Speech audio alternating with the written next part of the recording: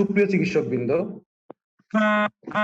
আজকের neuron medical academy কর্তৃক আয়োজিত ডেভিডসন উইকের পঞ্চম ক্লাস।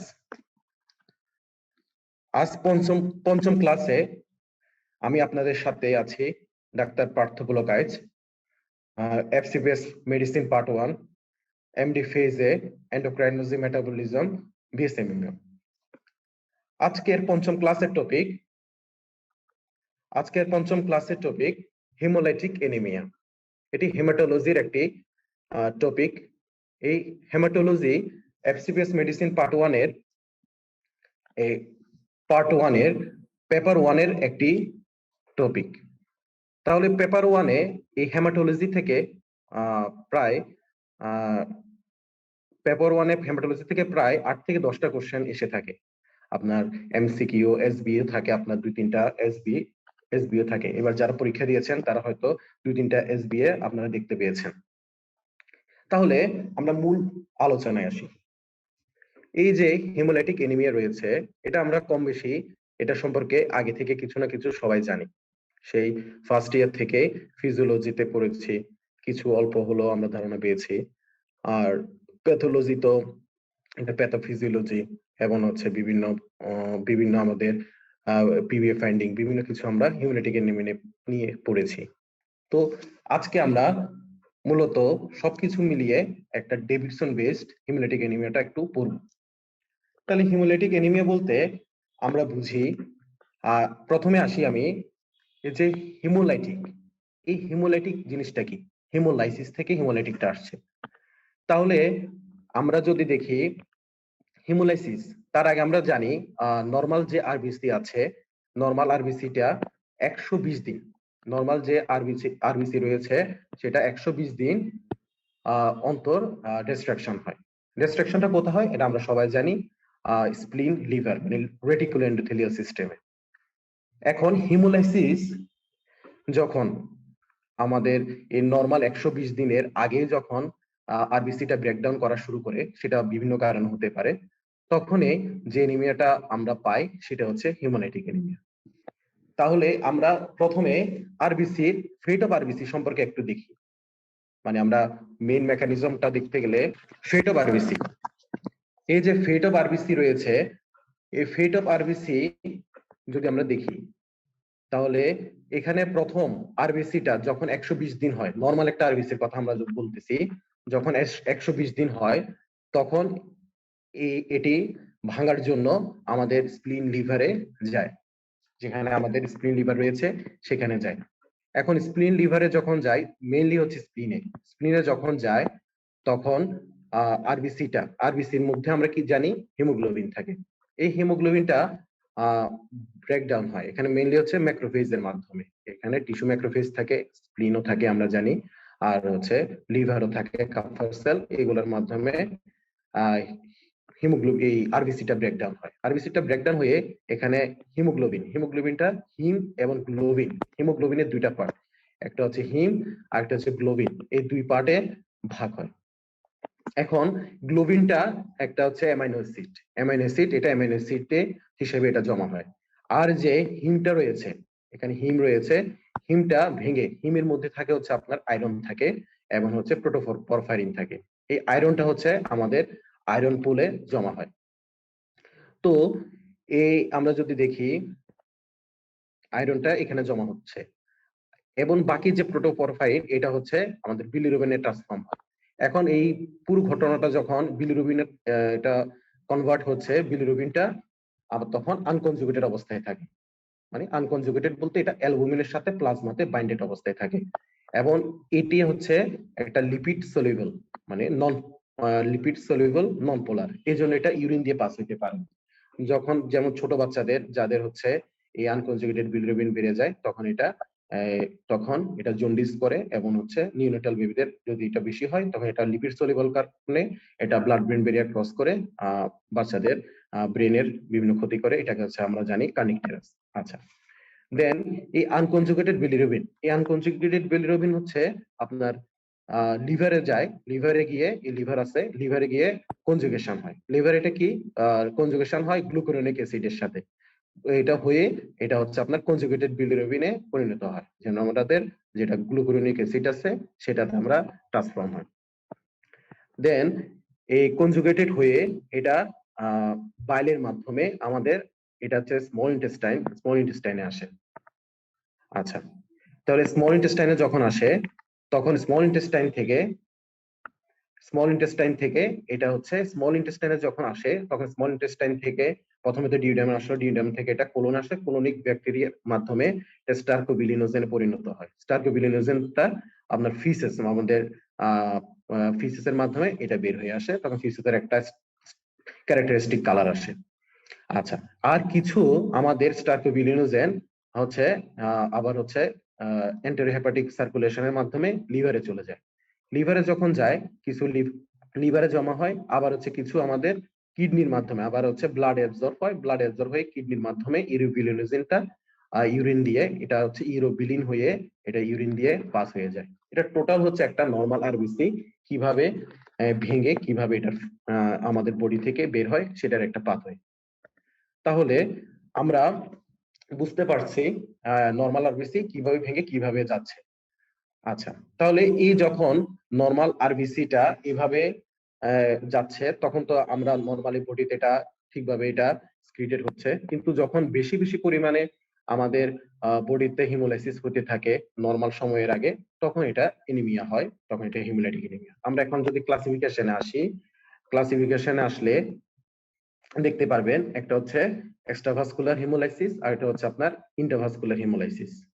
তাহলে এই এক্সট্রাভাস্কুলার হিমোলাইসিস আর ইন্ট্রাভাস্কুলার হিমোলাইসিস দুই ধরনের হিমোলাইসিস আমাদের রয়েছে। তাহলে এই এক্সট্রাভাস্কুলার হিমোলাইসিসটা বলতে আমরা কি বুঝি সেটা আগে দেখি। এটাই হচ্ছে সবচেয়ে কমন, মানে আমাদের বডিতে সবচেয়ে বেশি এক্সট্রাভাস্কুলার হিমোলাইসিসটা হয়ে থাকে। এই এক্সট্রাভাস্কুলার হিমোলাইসিসটা নরমাল যেখানে আমাদের রেটিকুলার সিস্টেম আছে, লিভার স্প্লিনে এটা ব্রেকডাউন হতে থাকে, লিভার স্প্লিনে ব্রেকডাউন হতে থাকে। আর হচ্ছে তখন লিভার স্প্লিনে ব্রেকডাউন হওয়ার কারণে আমরা কোনো ফ্রি হিমোগ্লোবিন আমরা প্লাজমাতে পাই না। হ্যাঁ, আর হচ্ছে বেশিরভাগ হিমোলাইটিক এনিমিয়া হচ্ছে এক্সট্রাভাস্কুলারলি হয়।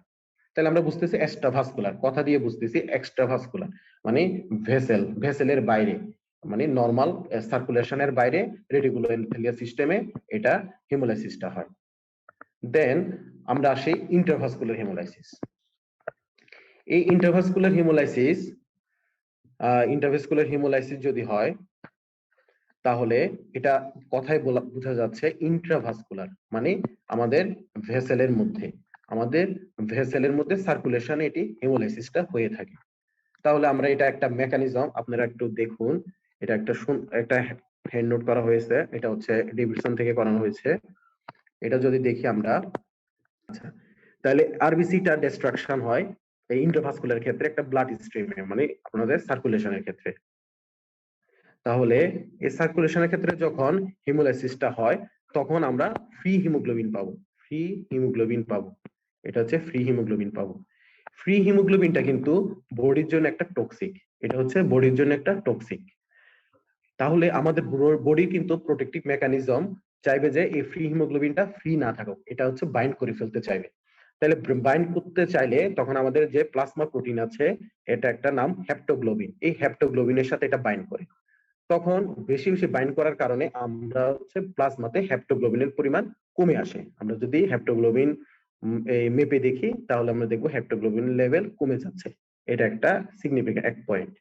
আচ্ছা, দেন আমরা যখন হেপ্টোগ্লোবিনটা বেশি বেশি পরিমাণে বাইন্ড হয়ে যাচ্ছে একটা সময় গিয়ে হেপ্টোগ্লোবিনটা স্যাচুরেটেড হয়ে যেতে থাকে।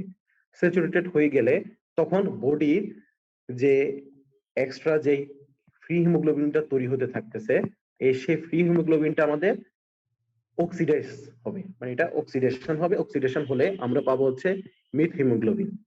তাহলে হচ্ছে হিমগ্লোবিন, তাহলে হচ্ছে এটা হিমোগ্লোবিন থেকে মেট হিমোগ্লোবিন হচ্ছে। এই মেট হিমোগ্লোবিন যখন অ্যালবুমিনের সাথে বাইন্ড করতেছে, এটা হচ্ছে আমাদের অ্যালবুমিনের সাথে যখন বাইন্ড করতেছে তখন তাকে বলতেছে আমাদের মিড হিমোগ্লোবিন। তাহলে এটা যখন বেশি বেশি অ্যালবুমিনের সাথে বাইন্ড করতেছে একটা সময় আমরা প্লাজমাতে আমরা যদি করি তাহলে আমরা এটা মিড হিমোগ্লোবিনের পরিমাণ আমরা বেশি পাবো। আচ্ছা, তাহলে কিছু যে ফ্রি হিমোগ্লোবিন থাকবে, আমরা তো আগে জেনেছি হেপ্টোগ্লোবিনটা স্যাচুরেশন হয়ে গিয়েছে, তাহলে কিছু ফ্রি হিমোগ্লোবিন আমাদের অন্য একটি প্লাজমা প্রোটিনের সাথে বাইন্ড করবে, এটাকে বলে হিমোপেক্সিন। তাহলে হিমোপেক্সিনটাও একটা সময় গিয়ে কমে যাবে, এটা হচ্ছে আমার বডিতে হিমোপেক্সিনটা আমি কম পাবো। আচ্ছা, তারপর আমরা যখন দেখতেছি তাহলে এই যে হিমোগ্লোবিন এটা হচ্ছে আমাদের কমে যাচ্ছে, হিমোপেক্সিনটা কমে যাচ্ছে। দেন যখন সব প্রোটেক্টিভ সিস্টেম যখন আমাদের স্যাচুরেট হয়ে যাবে, তখন এই ফ্রি হিমোগ্লোবিন আমাদের ইউরিন দিয়ে বের হতে থাকবে, এটাকে বলা হচ্ছে হিমোগ্লোবিনুরিয়া। দেন এই হিমোগ্লোবিনুরিয়া আমরা আমরা ইউরিন এক্সামিনেশন করলে, আমরা ইউরিন যদি আমরা পরীক্ষা করি তাহলে আমরা হিমোগ্লোবিনুরিয়াটা পাবো। দেন আসতেছে হচ্ছে আমাদের কিছু হিমোগ্লোবিন, তখন যখন হিমোগ্লোবিনুরিয়া হয়ে যখন ইউরিন দিয়ে পাস হতে থাকবে, কিছু হিমোগ্লোবিন অ্যাবজর্ব হবে, আমাদের রেনাল টিউবুলার সেলে অ্যাবজর্ব হবে। রেনাল টিউবুলার সেলে অ্যাবজর্ব হলে সেখানে রেনাল টিউবুলার সেলে এটা হিমোসিডেরিন হিসেবে এটা জমা হবে। তখন আমরা যখন রেনাল টিউবুলার সেলটা যখন তার যখন এটা স্লাপ হবে, এটা যখন ভেঙে যাবে রেনাল টিউবুলার সেল, তখন আমাদের ইউরিন দিয়ে হিমোসিডেরিনটা আমরা পাবো, তখন এটাকে বলে হিমোসিডেরিনুরিয়া। তাহলে টোটাল যে ঘটনাটা ঘটতেছে ইন্ট্রাভাস্কুলার হিমোলাইসিসে, তাহলে এখানে আমরা বুঝতেছি প্রথমে হেপ্টোগ্লোবিনটা আমাদের কমে যাবে, তাই অক্সিডেশনের কারণে এটা হচ্ছে আপনার মিড হিমোগ্লোবিন হবে, মিড হিমোগ্লোবিনের পরিমাণ, অ্যালবুমিনের পরিমাণ বেড়ে যাবে, হিমোপেক্সিনটা কমে যাবে, এবং লাস্টে হচ্ছে আমরা ইউরিনে হিমোগ্লোবিনুরিয়া এবং হচ্ছে হিমোসিডেরিনুরিয়া আমরা পাবো। এটা হচ্ছে ইন্ট্রাভাস্কুলার হিমোলাইসিসের হচ্ছে আমাদের প্যাথোফিজিওলজি। তাহলে এই যে এতক্ষণ এত কথা বলেছি যে কি ফিচার গুলা, তাহলে আমরা এটা একটি ডেভিডসন থেকে নেওয়া একটি বক্স, এটা কিন্তু খুব খুব একটা ইম্পর্টেন্ট একটি বক্স, এটা থেকে প্রায় কোশ্চেন হয়ে থাকে, তাহলে আমরা এখানে দেখতেছি investigation results indicating active haemolysis. তাহলে একটা অ্যাক্টিভ হিমোলাইসিস যখন হয় আমরা কি কি পাবো, তাহলে এই বক্সটা আপনারা খুব ভালোভাবে একটু বুঝে পড়েন।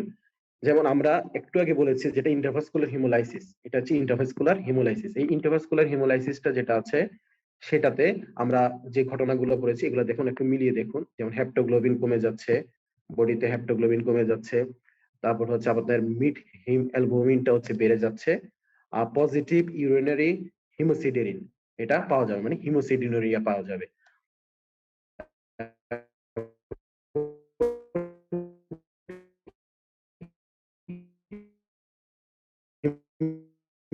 চারটা জিনিস হচ্ছে ইন্ট্রাভাস্কুলার হিমোলাইসিসের ক্ষেত্রে এই চারটা আমরা পাবো।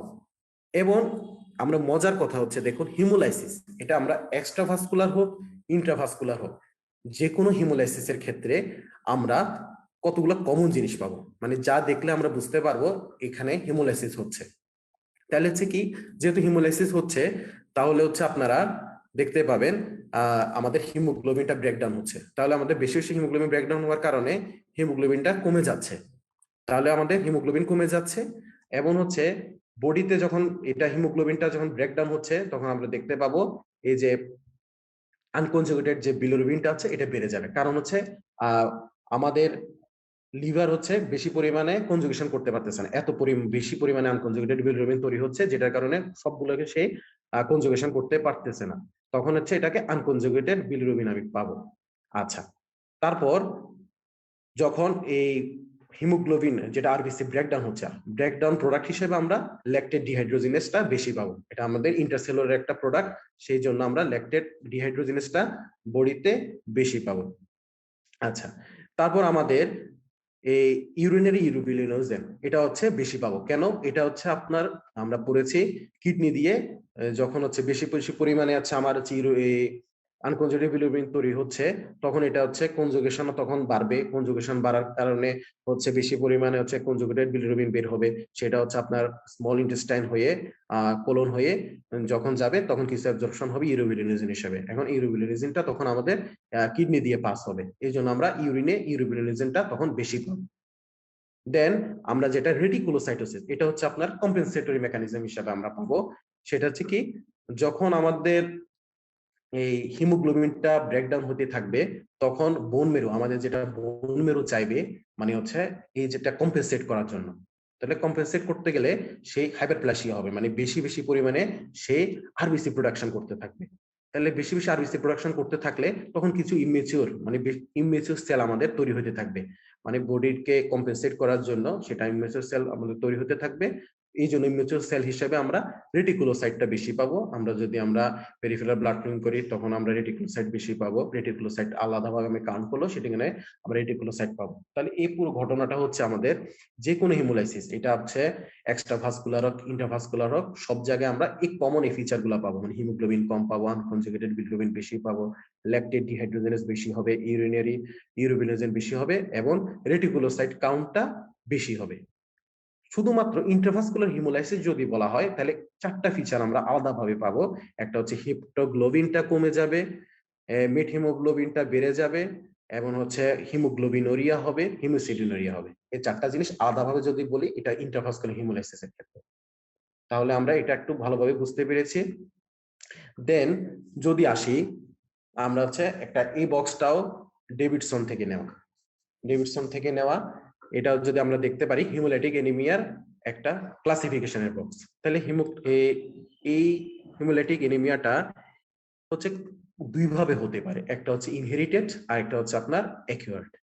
তাহলে আচ্ছা যেটা ইনহেরিটেড আছে, ইনহেরিটেড যেটা আছে সেটা হচ্ছে আপনার তিনটা ভাবে হতে পারে, মানে এটা আমরা জন্ম থেকে সে এটা নিয়ে আসবে। একটা হচ্ছে আমরা এটা আরবিসির হচ্ছে মেমব্রেন থাকে, তাহলে এই মেমব্রেনে যদি কোনো সমস্যা হয় তখন আমরা এটা পাবো, যেমন হচ্ছে আমরা স্পেরোসাইটোসিস পাইতে পারি, ইলেপ্টোসাইটোসিস পাইতে পারি। মানে সাইজ আমরা জানি নরমাল আরবিসি হচ্ছে বাইকনকেভ শেপ, তাহলে বাইকনকেভ শেপ থেকে এটা চেঞ্জ হয়ে এটা হয়ে যাবে স্পেরোসাইট এবং হচ্ছে আপনার ইলেপ্টোসাইট।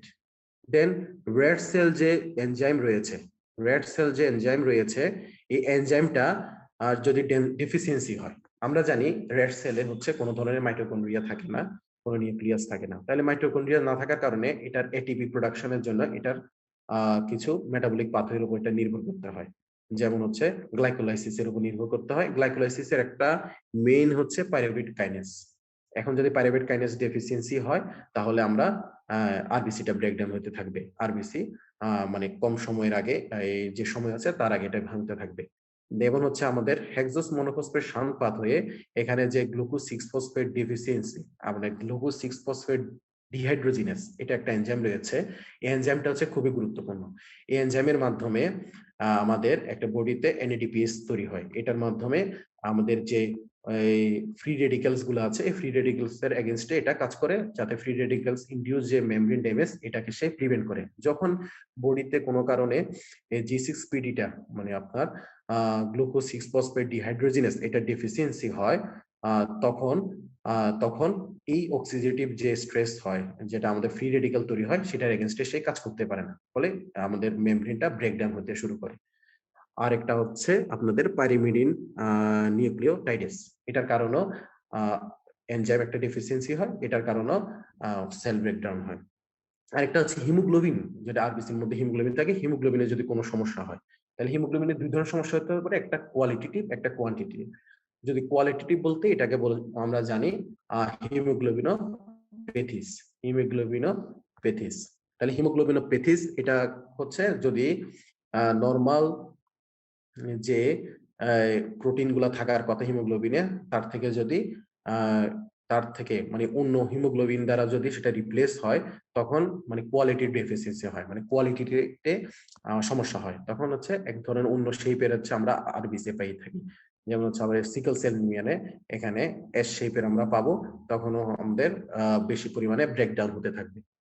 দেন হচ্ছে ডেফিসিয়েন্সি, যদি আমাদের হিমোগ্লোবিন যে ভিতরে যে প্রোটিন রয়েছে, প্রোটিনের যদি যে পরিমাণ প্রোটিন থাকার কথা প্রোটিন যদি না থাকে তাহলে ডেফিসিয়েন্সি হয়, তখন হচ্ছে এটাকে বলা হয় থ্যালাসেমিয়া। তাহলে এই থ্যালাসেমিয়ার ক্ষেত্রেও আমরা আরবিসি ব্রেকডাউন পাবো। এগুলা এই টোটাল এগুলা হচ্ছে আপনার ইনহেরিটেড কজ। দেন আসতেছে হচ্ছে অ্যাকুয়ার্ড কজ। অ্যাকুয়ার্ড কজের মধ্যে আছে হচ্ছে ইমিউন মিডিয়েটেড এবং হচ্ছে নন ইমিউন মিডিয়েটেড।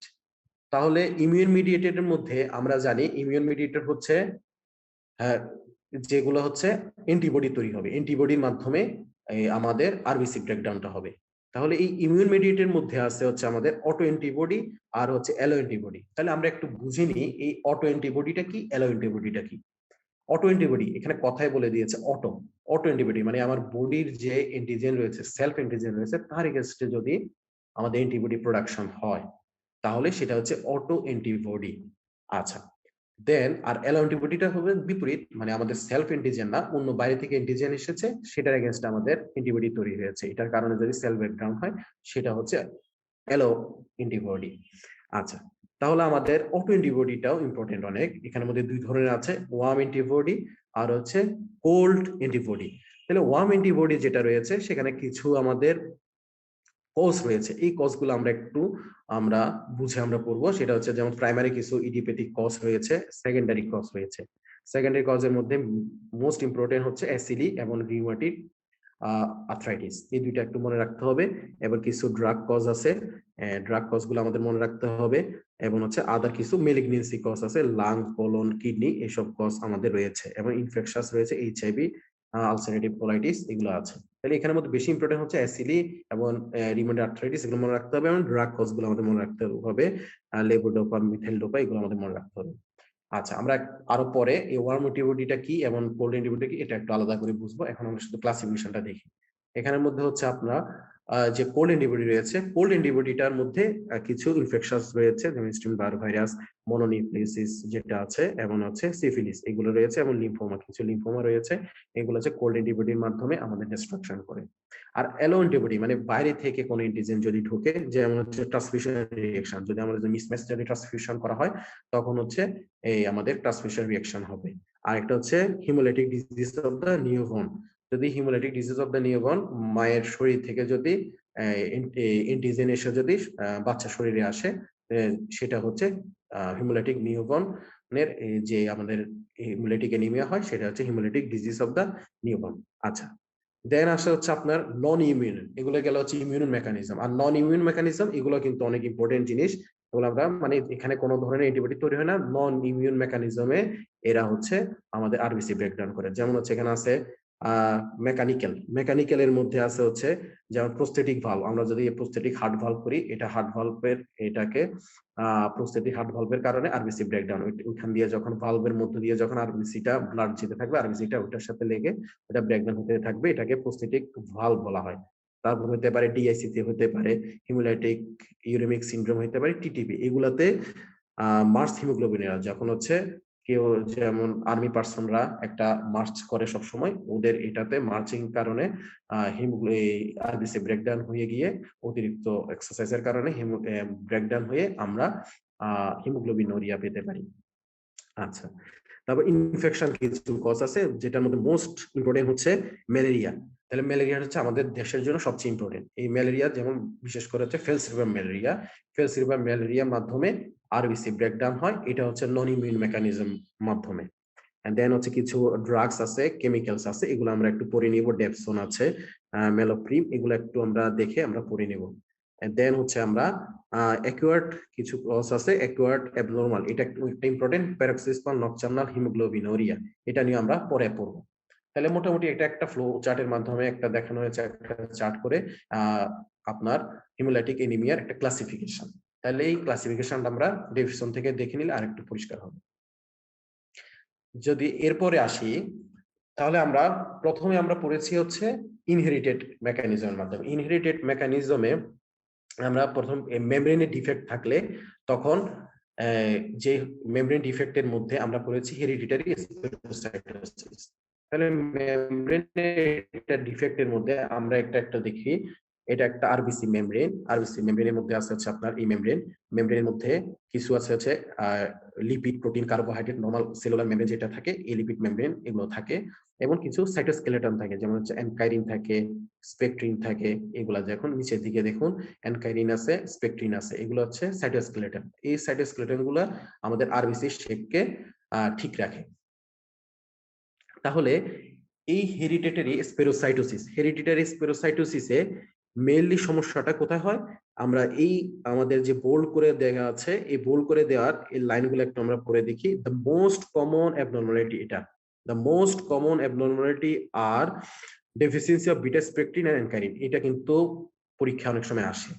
তাহলে এই যে আমরা দেখেছি সাইটোস্কেলেটন, যেটা আমরা অ্যানকাইরিন এবং স্পেকট্রিন দেখেছি, এইটা যদি আমাদের ডেফিসিয়েন্সি থাকে তাহলে এই শেপটা আমাদের ঠিক থাকবে না, যে বাইকনকেভ শেপ থাকবে এটা ঠিক থাকবে না, তখন এটা স্পেরোসাইটিক একটা শেপ হয়ে যাবে, স্পেরোসাইটিক একটা শেপ হয়ে যাবে।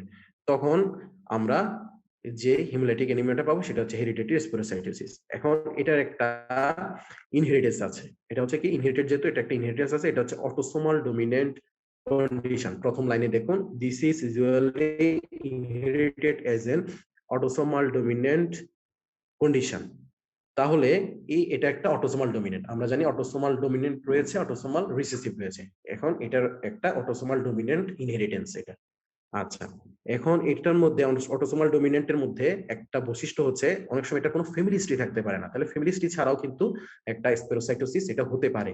এটাকে বলা হয় নিউ মিউটেশন। নিউ মিউটেশনের মাধ্যমে এই কোনো ফ্যামিলি হিস্ট্রি যদি নাও থাকে তাহলে আমাদের স্পেরোসাইটোসিস একজনের ব্যক্তির হতে পারে।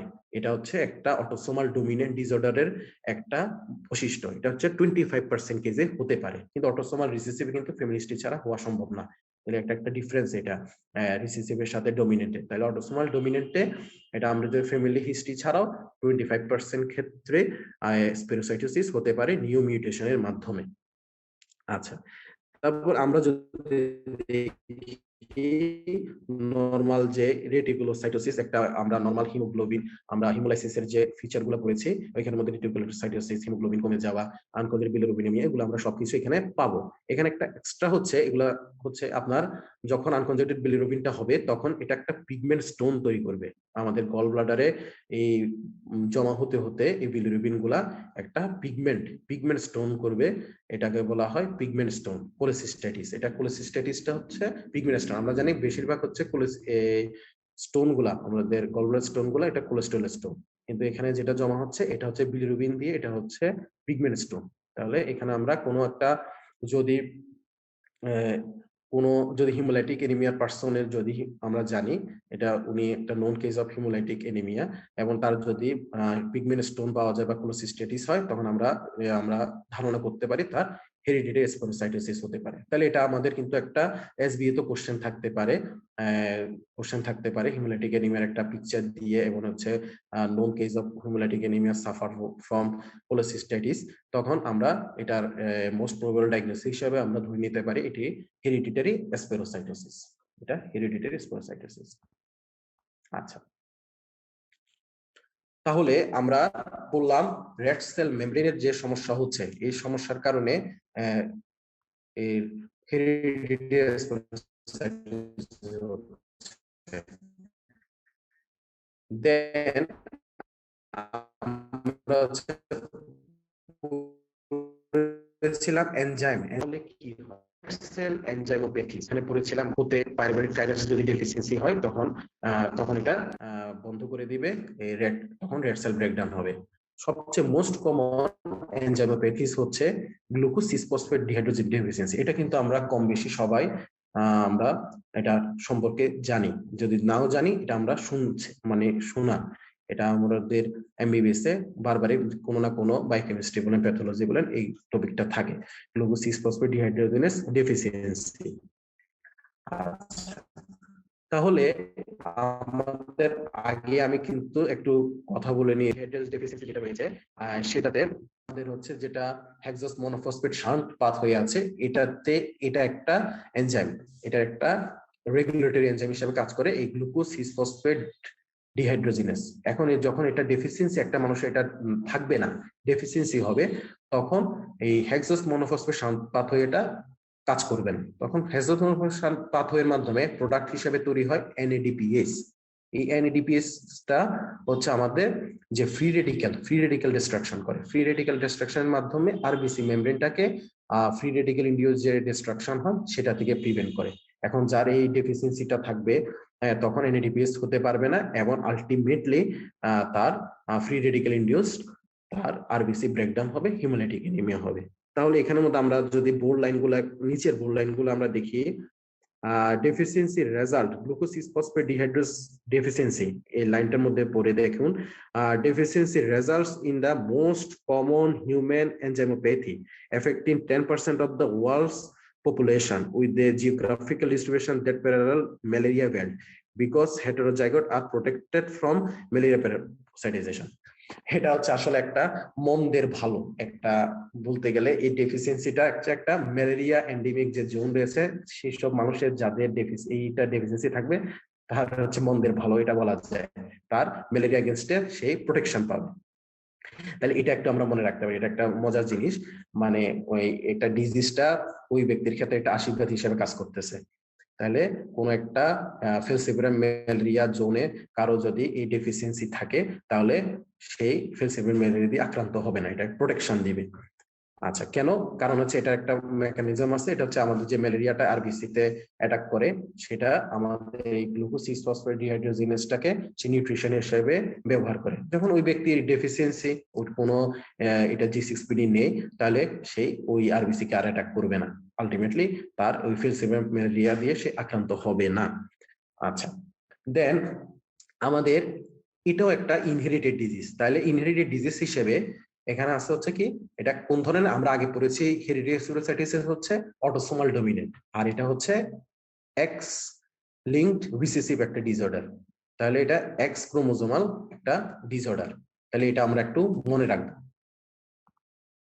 দেন এটা হচ্ছে এটাও একটা ডেভিডসন থেকে চার্ট নেওয়া তাহলে এই গ্লুকোজ সিক্স ফসফেট যদি আমরা দেখি এখানে ক্লিনিক্যাল ফিচার হিসেবে আছে ড্রাগ ইনডিউসড হিমোলাইসিস আচ্ছা এটা কিন্তু খুবই ইম্পর্টেন্ট একটা কেন এখানে প্রায় মানে কোন ড্রাগ এর কারণে হিমোলাইটিক অ্যানিমিয়া হয়ে থাকে হিমোলাইসিস হয়ে থাকে এটা একটু আমাদের মুখস্থ করতে হবে যেমন হচ্ছে আমাদের অ্যানালজেসিক মানে অ্যাসপিরিন ফেনাসেটিন ম্যালেরিয়ান এটা কিন্তু খুব ইম্পর্টেন্ট জিনিস কুইনাইন ক্লোরোকুইন এগুলা এখন এগুলা বলতে পারেন শিখাবে কারণ হচ্ছে ম্যালেরিয়া গুলো আছে আমাদের ভ্যাবেক্স ম্যালেরিয়া অন্যান্য ম্যালেরিয়া গুলো আছে সেগুলোর মাধ্যমে সে যখন অ্যাটাক হবে আমি যখন ট্রিটমেন্ট করতে যাব ক্লোরোকুইন প্রিমাকুইন কুইনাইন এগুলো দিয়ে তখন কিন্তু তার হিমোলাইসিস হবে দেন হবে হচ্ছে অ্যান্টিবায়োটিক্স হচ্ছে সালফোনেমাইড নাইট্রোফুরেন্টয়েন সিপ্রোফ্লক্সাসিন এবং আদার কিছু আছে এগুলো হচ্ছে কুইনিডিন আছে প্রোভেনিসিড আছে এমন হচ্ছে ভিটামিন কে এন্ড হচ্ছে ড্যাপসন রয়েছে আচ্ছা তাহলে আমরা এগুলো যদি দেখি ক্রনিক এই ড্রাগ কজ গুলা হচ্ছে মোস্ট ইম্পর্টেন্ট কজ তাহলে এটা আমাদের এই ড্রাগ গুলো একটু মনে রাখতে হবে এগুলো আমাদের এমডিডি সিকেন্সি বলেন এফসিপিএস এ এমসিকিউ এটা থাকতে পারে দেন হচ্ছে আমাদের আসেন ক্রনিক কম্পেনসেটেড হিমোলাইসিস তাহলে এখানের ক্ষেত্রে তার অন্যান্য কি হতে পারে সেটা হিমোলাইসিস হবে ইনফেকশন আর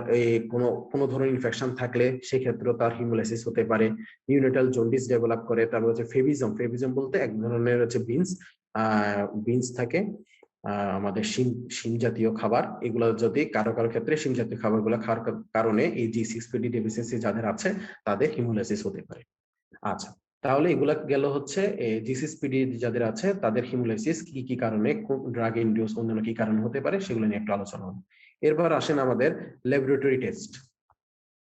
ল্যাবরেটরি টেস্টে আসি হচ্ছে আমাদের সেখানে আসতে হচ্ছে কি ল্যাবরেটরি টেস্ট বলতে আছে নন স্পেরোসাইটিক ইন্টারভাস্কুলার হিমোলাইসিস হ্যাঁ নন স্পেরোসাইটিক ইন্টারভাস্কুলার হিমোলাইসিস এটা হয় তাহলে এই জিনিসটা কেন বলা হয়েছে নন স্পেরোসাইটিক তাহলে এই জি6পিডি ডেফিসিয়েন্সিতে দেখুন ইন্ট্রাভাস্কুলার এটার কথা একটা আছে ইন্ট্রাভাস্কুলার হিমোলাইসিস হয় তাহলে আমরা জানি একটা আছে এক্সট্রাভাস্কুলার একটা আছে হচ্ছে ইন্ট্রাভাস্কুলার তাহলে জি6পিডি তে হয় ইন্ট্রাভাস্কুলার হিমোলাইসিস মানে এটা সেই সার্কুলেশনের মধ্যে সে ব্রেকডাউন হয়ে যায় রেটিকুলার এন্ডোথেলিয়াল সিস্টেম তাকে যেতে হয় না তার আগে সে ব্রেকডাউন হয়ে যায় আচ্ছা আর এটা নন স্পোরোসাইটিক মানে স্পোরোসাইট থাকে না আমরা যদি পিভিএফ করি কোনো স্পোরোসাইট পাবো না তাহলে স্পোরোসাইট পাবো আমরা স্পোরোসাইটটা পাবো হেরিডিটারি স্পোরোসাইটোসিসে আচ্ছা, ব্লাড ফিল্ম গুলো আমরা কি কি ক্যারেক্টারিস্টিক কিছু আমরা ফিচার পাবো, যেমন হচ্ছে আমরা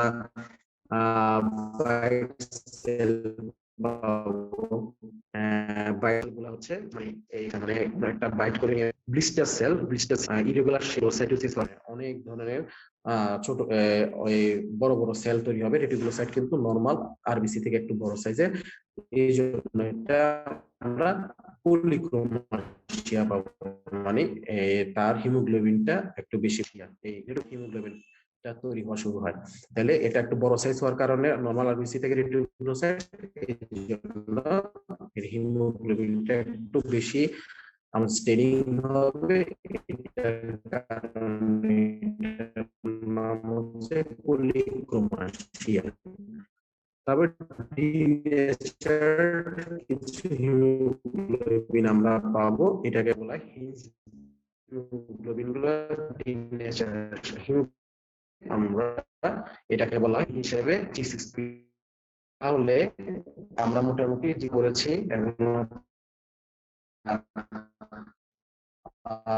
ব্লাড করলে তাহলে আপনারা এটা তাহলে আবার ধরে বুঝতে পারবেন। দেন উইমেন হিমোলাইটিনিয়া, তাহলে এতক্ষণ আমরা পড়েছি হচ্ছে ইনহেরিটেড গুলা। ইনহেরিটেড এর মধ্যে মোস্ট কমন হচ্ছে হেরিডিটি স্পোরোসাইটোসিস, দেন হচ্ছে আমরা পড়েছি G6PD, আর হচ্ছে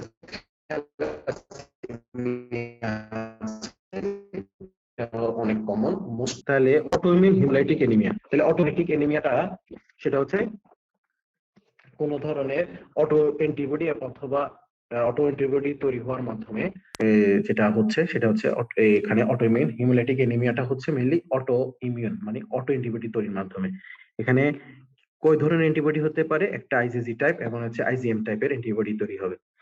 তাহলে আমরা যে তখন পড়েছিলাম warm antibody and cold antibody, এই দেখুন এখানে ওয়ার্ম অ্যান্টিবডি রয়েছে এবং হচ্ছে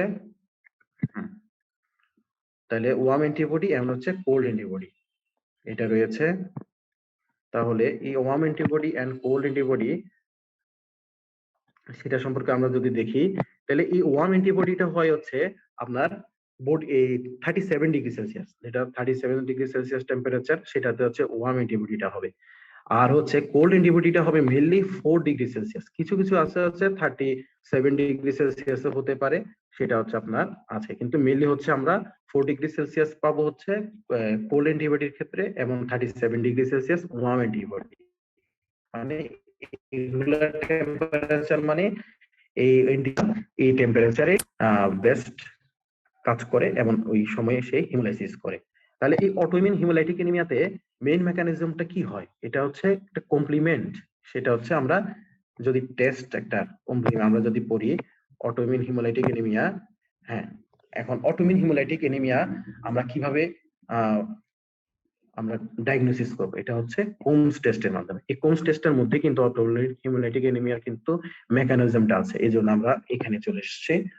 তাহলে এখানের মধ্যে আমরা যদি দেখি একটা দুই ধরনের কোমস টেস্ট আছে, একটা আমরা সবাই জানি, একটা হচ্ছে ডিরেক্ট আর একটা হচ্ছে ইনডিরেক্ট।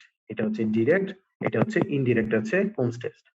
তাহলে এই ডিরেক্ট কোমস টেস্ট আর ইনডিরেক্ট কোমস টেস্ট বলতে আমরা কি বুঝি? প্রথমে আমরা ডিরেক্ট বলি, ডিরেক্ট মানে সরাসরি, মানে আমরা যে পেশেন্টের আরবিসি রয়েছে, পেশেন্টের আরবিসিতে অলরেডি অ্যান্টিবডিটা অ্যাটাচ অবস্থায় রয়েছে, তা সেই অ্যাটাচ অবস্থায় রয়েছে। তাহলে এই অ্যান্টিবডিটা যখন অ্যাটাচ অবস্থায় রয়েছে, আমাদের বডির যে কমপ্লিমেন্ট সিস্টেম রয়েছে, আমরা যখন মাইক্রোবায়োলজি ইমিউনোলজিতে পড়বো তখন কমপ্লিমেন্ট সিস্টেম কি করবে, এটাকে অ্যাবনরমাল, এটা হচ্ছে সে ডিস্ট্রাকশন করার চেষ্টা করবে। সে হচ্ছে এই এই বাইন্ডেড আরবিসি এবং অটো অ্যান্টিবডির সাথে সে ব্যান্ড করে কমপ্লিমেন্ট মিডিয়েটেড সেই সেল ডিস্ট্রাকশন করবে, আরবিসিটাকে ডিস্ট্রাকশন করবে। তাহলে অটোইমিউন হিমোলাইটিক এনিমিয়াতে মেইনলি কমপ্লিমেন্ট মিডিয়েটেড হচ্ছে এই আরবিসি ব্রেকডাউনটা হয়। তাহলে এই আরবিসি ব্রেকডাউনটা কমপ্লিমেন্ট মিডিয়েটেড যখন হবে, তখন সেটাকে বলা, সেটা হচ্ছে আপনার সার্কুলেশনে হবে, কমপ্লিমেন্টটা থাকে সার্কুলেশনে হবে, তাহলে সেটা হচ্ছে ইন্টারভাসকুলার। আর কিছু কিছু ক্ষেত্রে কমপ্লিমেন্ট ছাড়াই কিন্তু ডিস্ট্রাকশন হতে পারে, তখন হবে এটা আপনার রেডিকুলো এন্থেলিয়াল সিস্টেমে, সেটা স্প্লিন লিভার হবে, এক্সট্রাভাস্কুলার ভাবে। তাহলে আমাদের অটোইমিউন হিমোলাইটিক অ্যানিমিয়া দুই ধরনের হতে পারে, ইন্টারভাস্কুলার হতে পারে, এক্সট্রাভাস্কুলার হতে পারে। ইন্টারভাস্কুলার হবে কমপ্লিমেন্ট মিডিয়েটেড। তাহলে যেমন আমাদের যে কোল্ড অ্যান্টিবডি গুলো রয়েছে, এগুলো মেইনলি হচ্ছে কোল্ড অ্যান্টিবডি যেগুলো রয়েছে এগুলো হচ্ছে ইন্টারভাস্কুলার মানে কমপ্লিমেন্ট মিডিয়েটের মাধ্যমে হয়।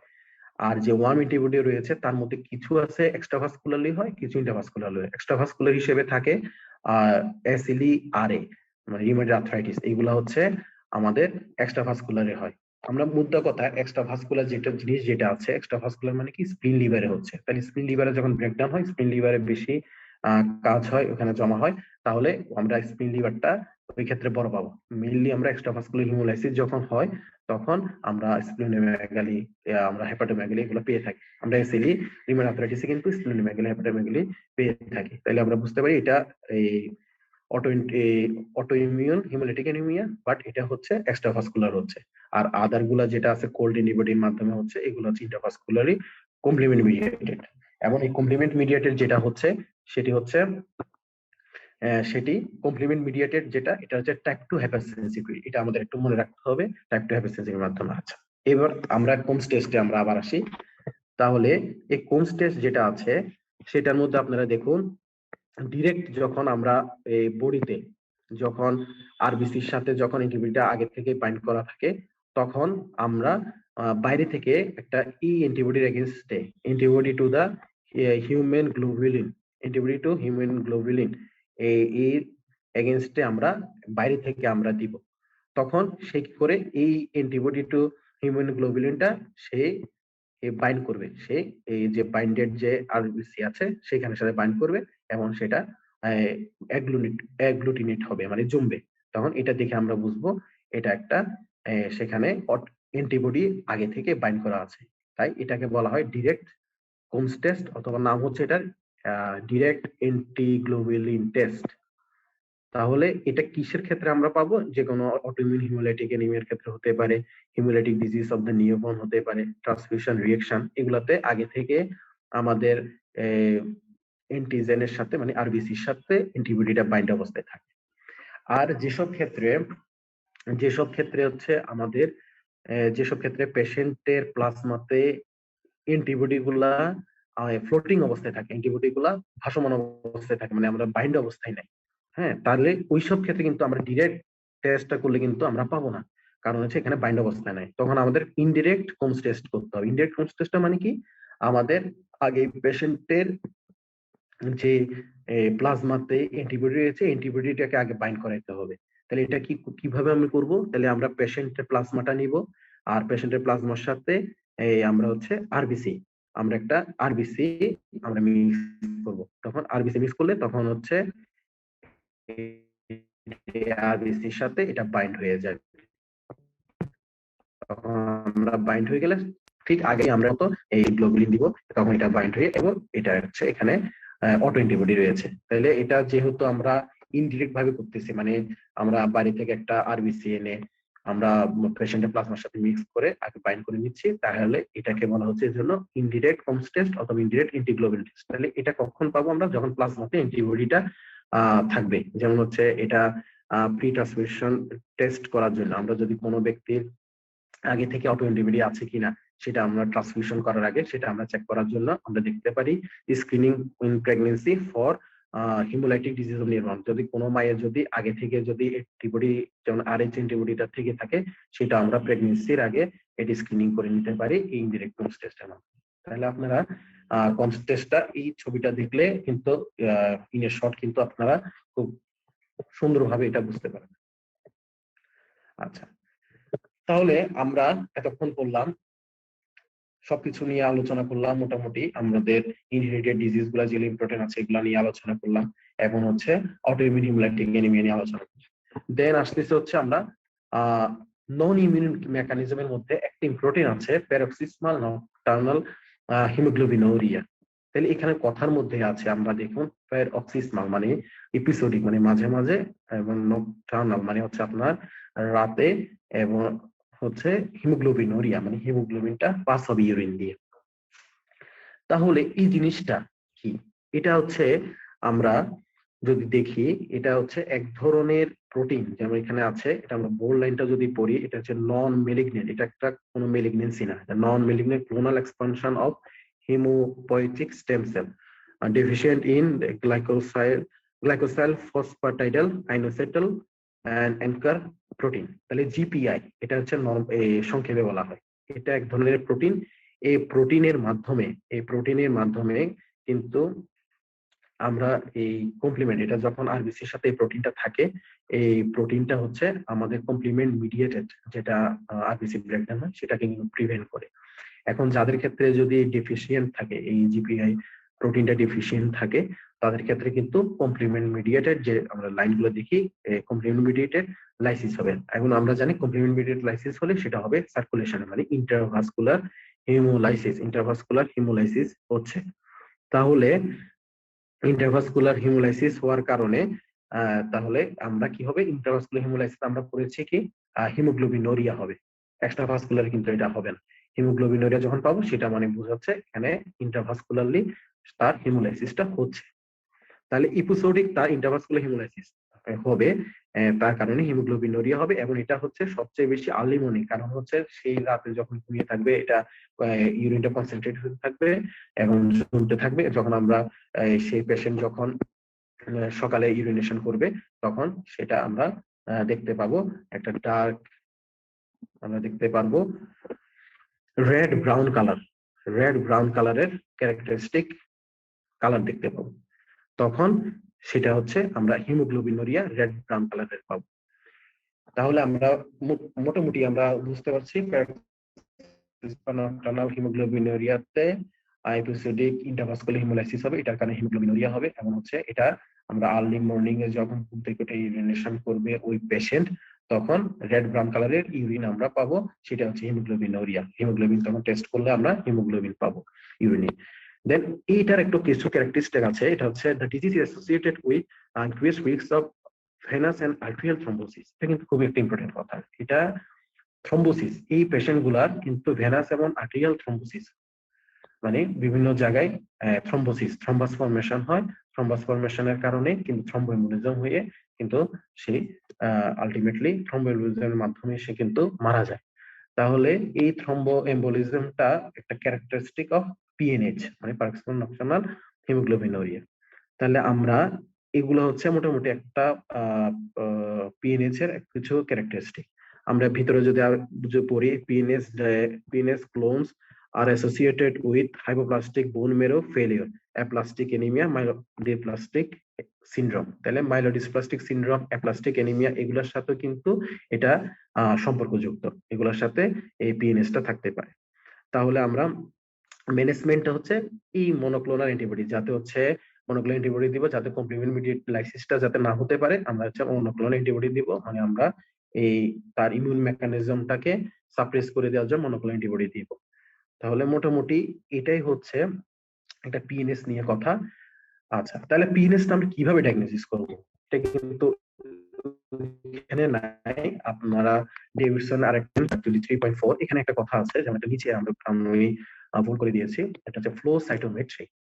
তাহলে ফ্লো সাইটোমেট্রির মাধ্যমে কিন্তু আমরা পিএনএসটা ডায়াগনোসিস করতে পারবো। এটা কি ফ্লো সাইটোমেট্রি করলে যে জিপিআই, যে আমরা প্রোটিনটা ডেফিসিয়েন্ট আছে, এই প্রোটিনটা কিন্তু এই ফ্লো সাইটোমেট্রির মাধ্যমে কিন্তু আমরা মেজার করতে পারবো। তাহলে ফ্লো সাইটোমেট্রিটা করে আমরা প্যারক্সিসমা নকটার্নাল হিমোগ্লোবিনের ডায়াগনোসিস করতে পারবো। আচ্ছা, তাহলে মোটামুটি আমাদের এতটুকু হচ্ছে আজকের ইমিউনিটি নিয়ে একটু আলোচনা।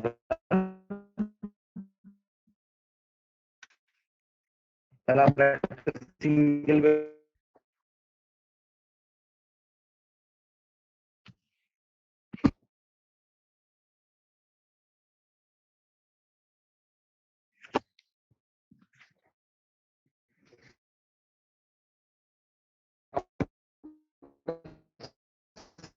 সিঙ্গেল তাহলে এখানে amylin is available on the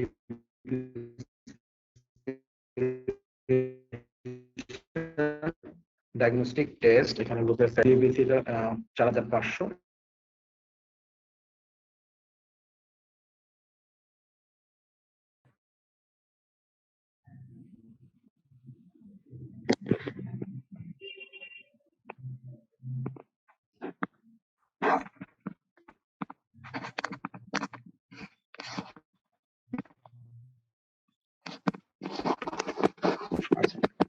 তাহলে একটু ডিস্টার্ব হচ্ছে, সরি। তাহলে হচ্ছে এখানে প্লেটলেট কাউন্টটা 4.5 লাখ, আর হচ্ছে রেটিকুলোসাইট 4%। রেটিকুলোসাইটটা আমরা জানি 0.5 থেকে 2% থাকে, তাহলে এটা 4%, মানে এটা বাড়তেছে। যেমন এলডিএস হচ্ছে এখানে 400, মানে এটা নরমাল ভ্যালু থেকে বাড়তি। টোটাল বিলিরুবিনটা বাড়তি 3.5, এবং ইনডিরেক্ট বিলিরুবিন মানে আনকনজুগেটেড বিলিরুবিনটাও এখানে বেশি, 3 মিলিগ্রাম পার ডিএল। তাহলে টোটাল সিনারি যদি আমরা দেখি, একটা পেশেন্ট, একটা উমেন পেশেন্ট, সেটা অ্যাসিডিতে সে আক্রান্ত, সে ফেটিক দিয়ে বুঝছি তার হচ্ছে এনিমিয়া আছে, এবং তার কনজাংটিভা মানে জন্ডিস আছে। তাহলে আপনার এনিমিয়া, জন্ডিস আছে, এবং স্প্লিন পালপেবল। এটা তিনটা হিমোলাইসিস কেমিক্যাল দুইটা কমে যাচ্ছে, এলডিএস বা রেটিকুলোসাইট ফিচার।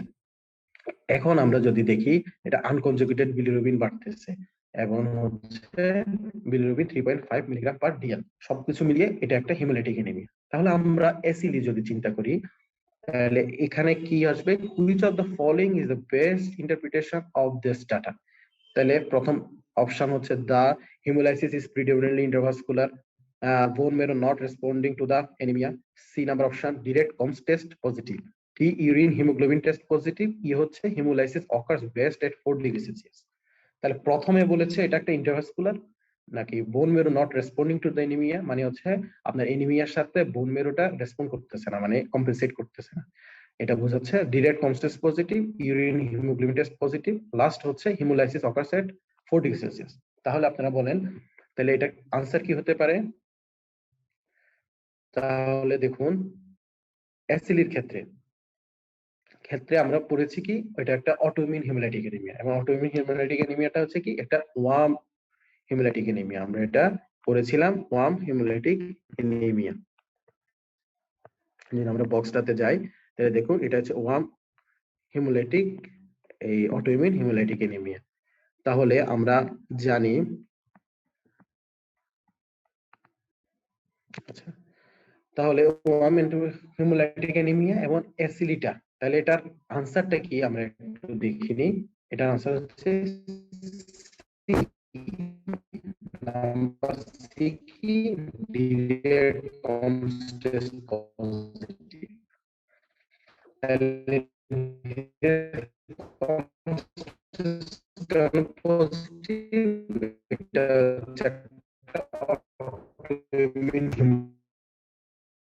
কমস্টেসটা পজিটিভ হয়।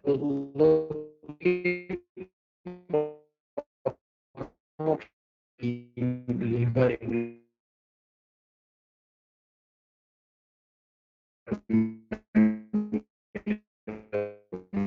পায়।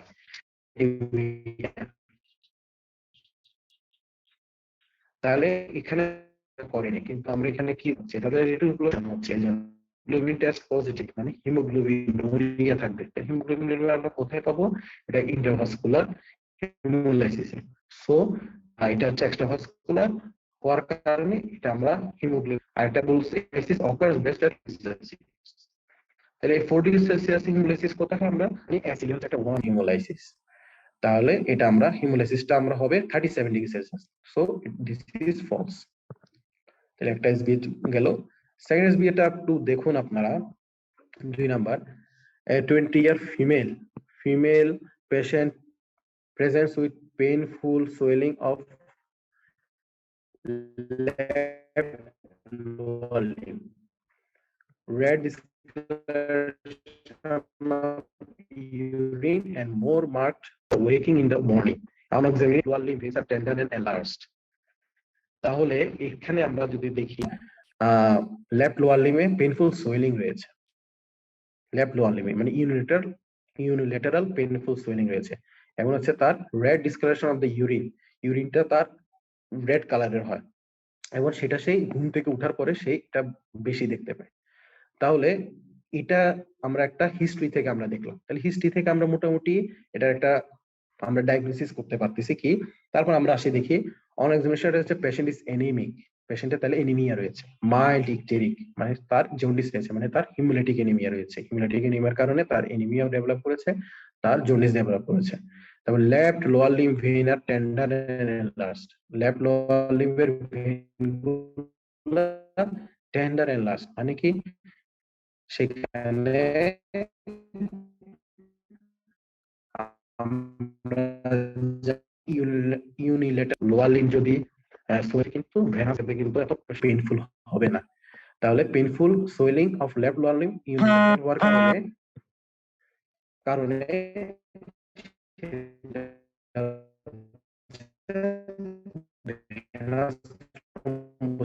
দিকে যায়। তাহলে আমরা পরে আমরা আসি সেখানে ইনভেস্টিগেশন অফ চয়েস,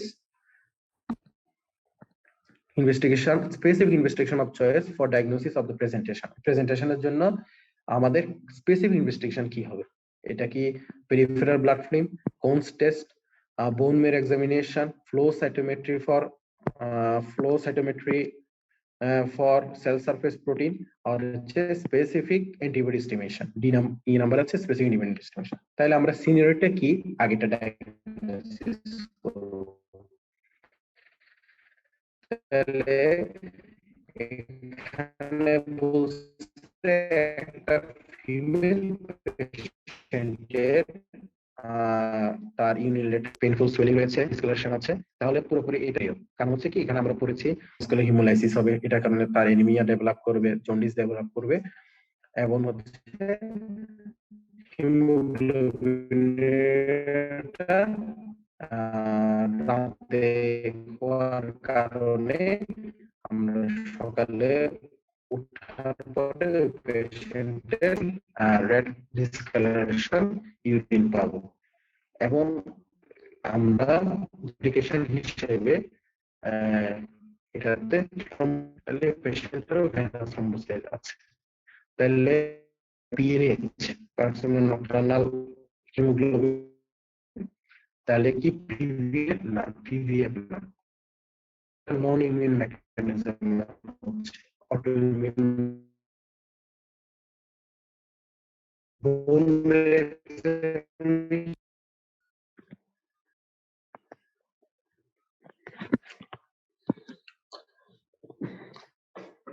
সরি কিছু টেকনিক্যাল প্রবলেম ছিল। আচ্ছা তাহলে আমরা ফিরে আসি। তাহলে ওই পেশেন্টটার হচ্ছে আমার ফিমেল পেশেন্টটার থ্রম্বোসিস ছিল, রেড ডিসকালারেশন ছিল ইউরিন, এবং সেই এনিমিক ইকটেরিক এগুলো হওয়ার কারণে আমরা এটাকে ডায়াগনোসিস করেছি paroxysmal nocturnal hemoglobinuria। তাহলে এর স্পেসিফিক ইনভেস্টিগেশন অফ চয়েস কি, নাম্বার ডি মানে ফ্লো সাইটোমেট্রি। আমরা ফ্লো সাইটোমেট্রি দিয়ে যে সেল সারফেস প্রোটিন যে জিপিআই যে প্রোটিনটা রয়েছে সেটা আমরা মেজার করে আমরা বুঝতে পারবো এবং আমরা ডায়াগনোসিস। তাহলে মোটামুটি হিমোলাইটিক অ্যানিমিয়া নিয়ে আমি এগুলো আলোচনা করেছি। হিমোলাইটিক অ্যানিমিয়া আলোচনা করছি। আপনারা আমার এই আলোচনার সাথে ডেভিডসনটা একটু মিলিয়ে পড়বেন, তাহলে আশা করি আপনারা আপনাদের কনসেপশনটা ক্লিপ জেলাতে আছে বিশেষ কোচিং এ। এটা ক্লিপ জেলার একটি হাওড়ে বর্ষার সময় পূর্ণিমাতে একটা হাওরের দৃশ্য দেখতে মনে হচ্ছে একটা দিনের। আশা করি কিছু টেকনিক্যাল প্রবলেম ছিল,